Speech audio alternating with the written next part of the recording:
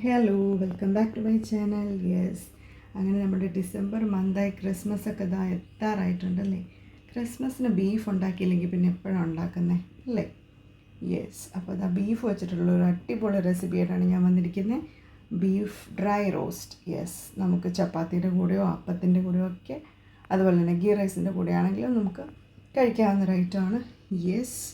അപ്പോൾ അതിന് വേണ്ടിയിട്ട് ഞാൻ ബീഫ് എടുത്ത് വെച്ചിട്ടുണ്ട്. കഴുകി വൃത്തിയാക്കിയ ബീഫ്, കറിവേപ്പില, വെളുത്തുള്ളി, ഇഞ്ചി, പച്ചമുളക് നീളത്തിൽ കട്ട് ചെയ്ത് വെച്ചിട്ടുണ്ട്. അതുപോലെ തന്നെ എന്താ കുരുമുളക് ഞാൻ ചതച്ചാണ് വെച്ചിരിക്കുന്നത്. കുരുമുളക് പൊടിക്ക് പകരം കുരുമുളക് ചതച്ചിട്ടാണ് ഇടാൻ പോകുന്നത്. അതുപോലെ തന്നെ ചെറിയ ഉള്ളിയാണ് ഞാൻ എടുത്തിരിക്കുന്നത്. സവോളയ്ക്ക് പകരം ഫുള്ളൊരു 400 ഗ്രാമോളം ചെറിയ ഉള്ളി എടുത്ത് കട്ട് ചെയ്ത് വെച്ചിട്ടുണ്ട്. അപ്പോൾ നമുക്ക് നേരെ റെസിപ്പിയിലേക്ക് പോകാം. അപ്പോൾ ഞാൻ ബീഫ് കുക്കറിലേക്ക് ഇട്ട് കൊടുത്തിട്ടുണ്ട്. അതിലേക്ക് ഞാനൊരു 2 തണ്ട് കറിവേപ്പില ഇട്ട് കൊടുക്കുവാണ്. കുറച്ച് വെളുത്തുള്ളി, അതുപോലെ തന്നെ ഇഞ്ചി,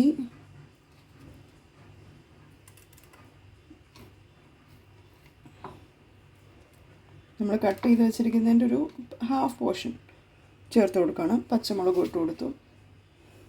അതുപോലെ തന്നെ ഒരു കൈപ്പിടിയോളം നമ്മൾ കട്ട് ചെയ്ത് വെച്ചിരിക്കുന്ന ചെറിയുള്ളി ഞാൻ ചേർത്ത് കൊടുത്തിട്ടുണ്ട്. നമ്മൾ ചതച്ച് വെച്ചിരിക്കുന്ന പെപ്പർ അത് ഫുള്ളായിട്ട് ഞാൻ ഇട്ട് കൊടുക്കണം.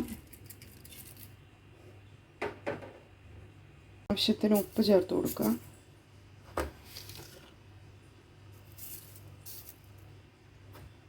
മഞ്ഞൾപ്പൊടി, മല്ലിപ്പൊടി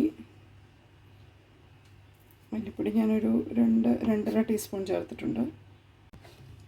അതുപോലെ തന്നെ മുളക് പൊടി,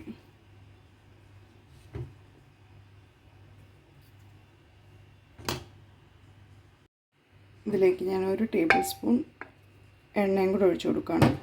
ഇനി നമുക്ക് നല്ലപോലെ ഒന്ന് മിക്സ് ചെയ്തെടുക്കാം. അപ്പം ഞാനിത് കൈകൊണ്ട് തന്നെയാണ് നല്ലപോലെ കുഴച്ചെടുക്കുന്നത്. എല്ലാ പീസിലേക്കും നല്ലപോലെ മസാല എല്ലാം പിടിച്ച് സെറ്റാവാനായിട്ട് കൈകൊണ്ട് ചെയ്യുമായിരിക്കും ബെറ്റർ.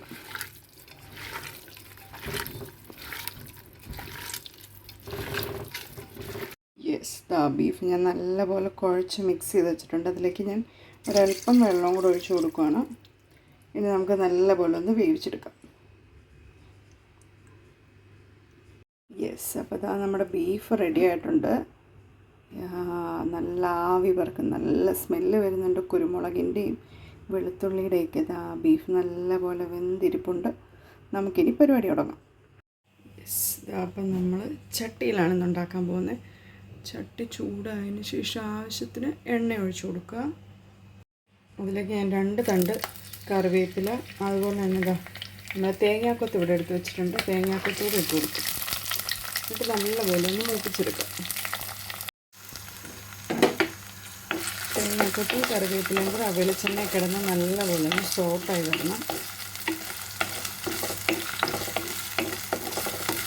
ബീഫിൽ തേങ്ങാക്കൊത്ത് ഇടുമ്പോഴത്തേനും ഇതിനൊരു പ്രത്യേക ഫ്ലേവർ തന്നെയാണ്.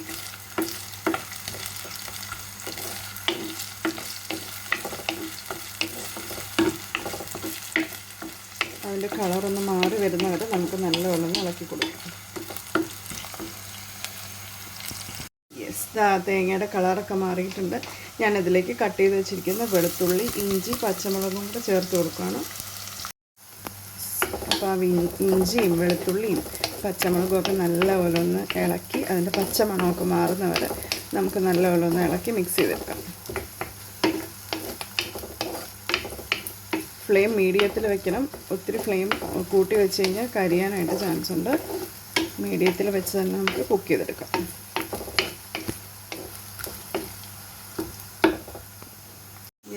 ഞാൻ അതിലേക്ക് നമ്മൾ കട്ട് ചെയ്ത് വെച്ചിരിക്കുന്ന ചെറിയുള്ളി ചേർത്ത് കൊടുക്കുകയാണ്. മൊത്തം ചെറിയുള്ളിയും ചേർത്ത് കൊടുക്കും. ഇനി നമുക്ക് ഇളക്കിയെടുക്കാം. അതിലേക്ക് ഒരല്പം ഉപ്പും കൂടെ ചേർത്ത് കൊടുത്തിട്ട് നമുക്ക് നല്ലപോലെ ഇളക്കാം.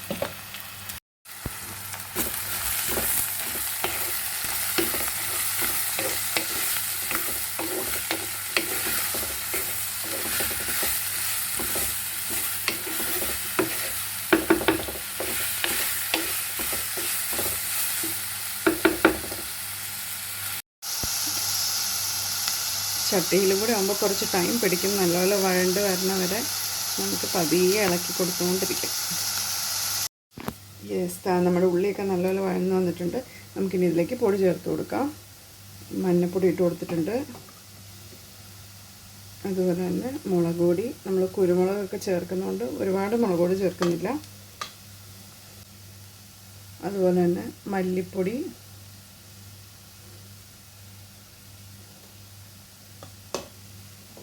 അതുപോലെ പെരിഞ്ജീരകപ്പൊടിയും കൂടെ നമ്മൾ ചേർത്ത് കൊടുത്തിട്ടുണ്ട്. ഇനി ഇത് നല്ലപോലെ എല്ലാം കൂടെ മിക്സ് ചെയ്തെടുക്കാം. ഫ്ലെയിം വളരെ കുറവിട്ടിട്ട് വേണം നമ്മളിത് ചെയ്യാനായിട്ട്, അല്ലെങ്കിൽ ഇത് കരിയാനായിട്ട് ചാൻസ് ഉണ്ട്. പൊടിയെല്ലാം കൂടെ നമ്മൾ ആഡ് ചെയ്യുമ്പോൾ ഫ്ലെയിം നല്ലപോലെ കുറച്ചിട്ട് നമ്മൾ പൊടിയൊക്കെ ഇട്ട് കൊടുക്കാം. ഇപ്പോൾ ഉള്ളിയെല്ലാം നല്ലപോലെ വഴന്ന് വന്നിട്ടുണ്ട്. ആ പൊടിയുടെ പച്ചമണമൊക്കെ മാറി നല്ല സെറ്റായിട്ടുണ്ട്.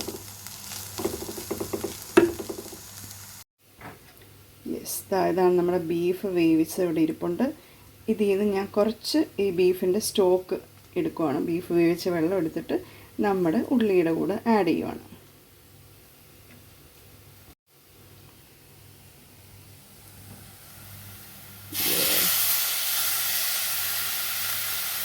ഇനി നമുക്ക് നല്ലപോലെ ഒന്ന് മിക്സ് ചെയ്തിട്ട് ഈ സ്റ്റോക്കിൽ കിടന്നിട്ട് ഈ ഉള്ളിയെല്ലാം കൂടെ നല്ലപോലെ ഒന്ന് വഴറ്റിയെടുക്കാം.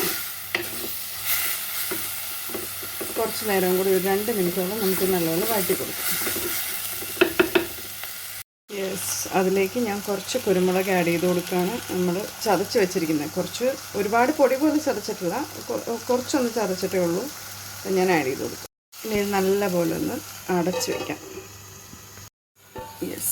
ഒരു മിനിറ്റോളം ഞാനിത് അടച്ചു വെച്ച് നല്ലപോലെ വേവിച്ചിട്ടുണ്ട്. സെറ്റായിട്ടുണ്ട്. നല്ല സ്മെല്ലൊക്കെ വരുന്നുണ്ട്. ഇനി ഇതിലേക്ക് നമുക്ക് വേവിച്ച് വെച്ചിരിക്കുന്ന ബീഫ് ചേർത്ത് കൊടുക്കാം.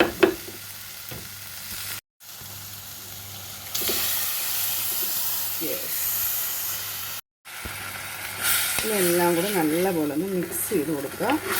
നമ്മുടെ തേങ്ങാക്കൊത്തും അതുപോലെ തന്നെ ഉള്ളിയും എല്ലാം ആ ബീഫിലേക്ക് നല്ലപോലെ പിടിച്ച്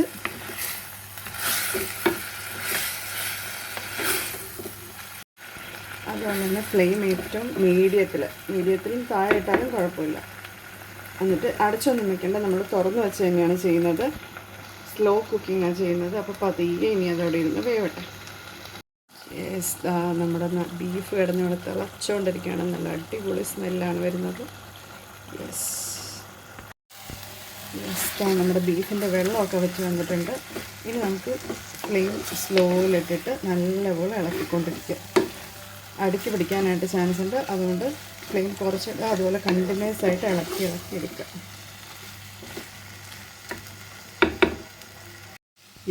നമ്മുടെ ബീഫ് ഇവിടെ നല്ല രീതിയിൽ റെഡി ആയിട്ടുണ്ട്. വെള്ളമൊക്കെ കംപ്ലീറ്റ് ആയിട്ട് മാറ്റി നല്ല ഡ്രൈ ആയിട്ട് വന്നിട്ടുണ്ട്. ഇനി നമുക്ക് പതുക്കെ ഫ്ലെയിം ഓഫ് ചെയ്യാം. അതിനുശേഷം അതിലേക്ക് ഒരു 2 കറിവേപ്പില ഇട്ട് കൊടുത്തിട്ടുണ്ട്. അതുപോലെ തന്നെ ഒരു 1/2 ടീസ്പൂൺ വെളിച്ചെണ്ണയും കൂടെ ഒഴിച്ചു കൊടുത്തിട്ടുണ്ട്. ഇനിയിപ്പോൾ നമുക്കിതങ്ങ് അടച്ച് വയ്ക്കാം. എന്നിട്ട് കഴിക്കാൻ നേരത്തെ അത് തുറന്നങ്ങ് എടുത്താൽ മതി. അങ്ങനെ നമ്മുടെ ബീഫ് ഡ്രൈ റോസ്റ്റ് അല്ലെങ്കിൽ ബീഫ് വരട്ടിയത് റെഡി ആയിട്ടുണ്ട്.